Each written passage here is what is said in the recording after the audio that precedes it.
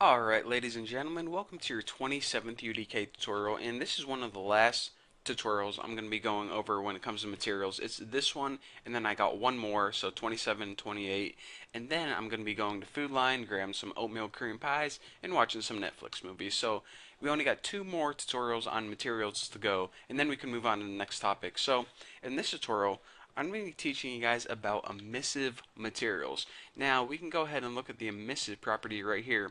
And the emissive property or attribute of a material is pretty much the glow. So we can have like a spaceship with lights on it, and we can make those lights emissive, aka glow. Pretty cool, huh? So I already know what material I want to work with. So go ahead and select textures right here, and we're going to be grabbing two textures. Now go ahead and search wall light.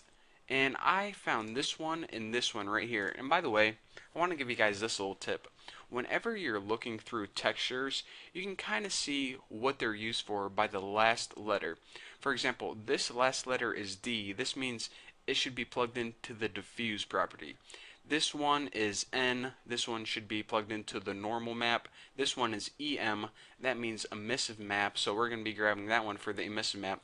But anyways, since this is D, that's the one we want for diffuse. So go ahead and we're going to be making a diffuse and an emissive texture. So now let me give you guys another shortcut. In order to add textures really quick, just go ahead and hold T on your keyboard and click. So I'm going to click with T right there, and it's going to add my texture. And I'm going to click with T right here, and it's going to add my texture. Now this one is already set up since we had this selected in the content browser. So go ahead and hook this up to diffuse. However, this one is the wrong one. I just wanted to add that real quick. So we actually want to associate this texture with this emissive map right here. So make sure you have this emissive map selected and go ahead and hit this green arrow, which means use the selected object in the content browser, and whenever you hit that, it switches over to your emissive map since this was the texture that was selected.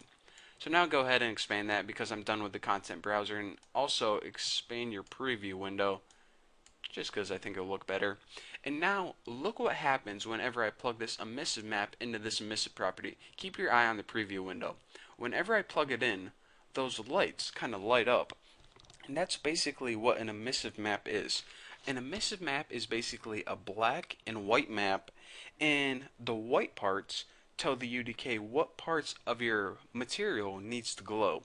So wherever this emissive map is white, that's the part that glows. Wherever it's black, that's the part that stays dark. Pretty cool, huh? So now you're saying, alright, that's pretty cool, but what if I want to kind of change my lights a little bit? Say, for example, I want to make them a new color, or I want to make them brighter or dimmer. Well, in order to do that, the easiest way is probably to add a materials expression. So go ahead and we're going to go ahead and delete this connection right here. And actually I'm going to drag this back. So what we need to do is we need to add a multiply expression. What the heck was that noise? Did I just get an email? Or did you guys hear that? Anyways, go ahead and hold M on your keyboard and left click, and this is a shortcut to add a multiply. So go ahead and let me see how I want to set things up. I actually want to control this down here, and there we go.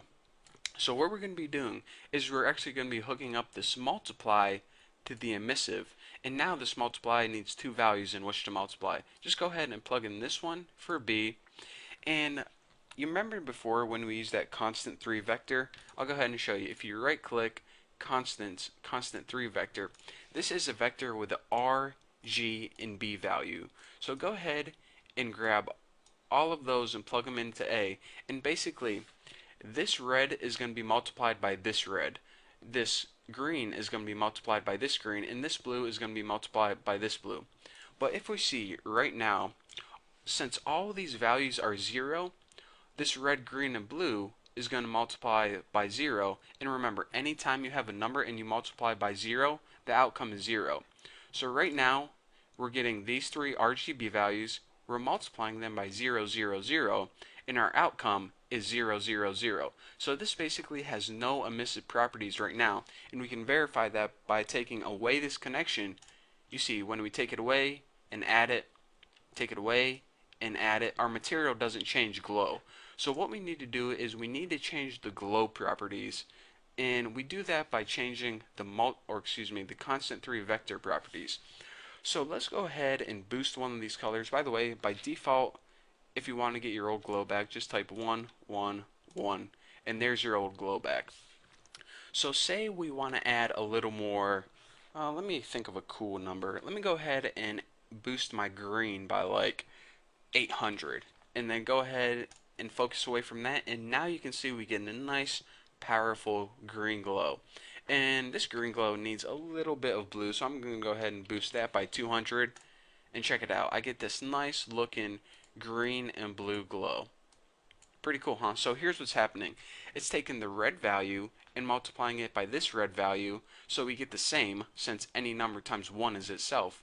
It's taking the green and boosting it by 800, and taking the blue and boosting that by 200. So now, since we boosted the green and blue, we get a nice green and blue effect. And we've done all that by taking pretty much two lists of color, multiplying them together, and getting the final list of color, which we plugged into the emissive property. So that's basically how we work with the emissive property to control the glow of our material. So thank you guys for watching. If you have any questions, don't forget to sign up for my forum, and I'll answer them for you then. So thank you guys one last time, and I'll see you guys in the next video.